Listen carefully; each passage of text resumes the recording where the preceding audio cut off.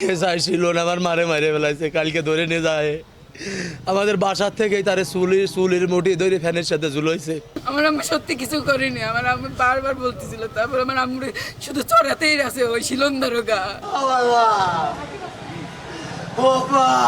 পুলিশি হেফাজতে নির্যাতনে মায়ের মৃত্যুর অভিযোগ তুলে কান্নায় ভেঙে পড়েন ছেলে মুন্না মোল্লা। স্বজনদের অভিযোগ, শনিবার রাত 12টার দিকে যশোরের অভয়নগর থানার এএসআই শিলন আলী ও শামসুল হক সহ 5 পুলিশ সদস্য নওপাড়ার নর্থ বেঙ্গল রোডের বাড়িতে যান। এ সময় কৌশলে ঘরে থাকা কলসের মধ্যে ইয়াবা রেখে দেন তারা। পরে মাদক উদ্ধার দেখিয়ে আফরোজা বেগমকে আটক করে পুলিশ। পরে ওই ঘরেই ফ্যানের সঙ্গে ঝুলিয়ে ওই নারীকে মারধর করে থানায় নিয়ে যায় বলে অভিযোগ করেন পরিবারের সদস্যরা। রোববার সকালে স্বজনরা থানায় গেলে আফরোজাকে অসুস্থ অবস্থায় দেখতে পান। পরে উপজেলা স্বাস্থ্য কমপ্লেক্সে নেওয়া হয় তাকে। অবস্থার অবনতি হলে যশোর জেনারেল হাসপাতালে নেয়ার পথেই মারা যান আফরোজা বেগম। নগদে 500 টাকা বা তার বেশি পেমেন্টে পেতে পারেন ঢাকায় জমিসহ 20 কোটি টাকার পুরস্কার।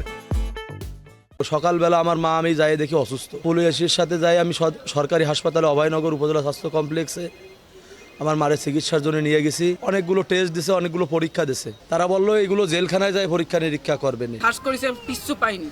তারপরেও বলতেছে যে আপনার কাছে আজকে কিছু পাইলেও আপনার নামে মামলা দিব, না পাইলেও মামলা দিব। আমার আম্মু কতবার বলেছে আমি কিছু করিনি, আমি সত্যি বলতেছি আমার আম্মু সত্যি কিছু করিনি। আমার আম্মু বারবার বলতেছিল, তারপর আমার আম্মু শুধু চড়াতেই আছে ওই শিলন্দারোগা। আমার বাড়ি বেলা তো আমার বউটারে না রে ভাই। চিকিৎসক বলছেন ময়নাতদন্তের রিপোর্ট পাওয়ার পর জানা যাবে মৃত্যুর কারণ। এটা পোস্টমর্টেম করা ছাড়া আসলে কিভাবে মারা গেল এটা কারণ বলা মুশকিল। এদিকে পুলিশের দাবি নির্যাতন নয়, হৃদযন্ত্রের ক্রিয়া বন্ধ হয়ে তার মৃত্যু হয়েছে। উনি সকালে একটু অসুস্থ ফিল করে 9টার দিকে, পরে আমরা স্বাস্থ্য কমপ্লেক্সে নিয়ে যাই। তার পালস একটু বেশি ছিল, তখন 250 বেডে তাকে রেফার করেন। তখন ওখান থেকে আমরা এখানে নিয়ে আসি, ডক্টর যখন দেখেন তখন সে মারা যায়। তারা যেটা বলছে হৃদরোগের ক্রিয়া বন্ধ হয়ে মারা গেছে, ওরকম কোনো অন্য বিষয় নাই। আমরা যখন নিয়ে আসছি থানায় ঢোকার সময় সিসিটিভি থেকে শুরু করে সবকিছু আছে।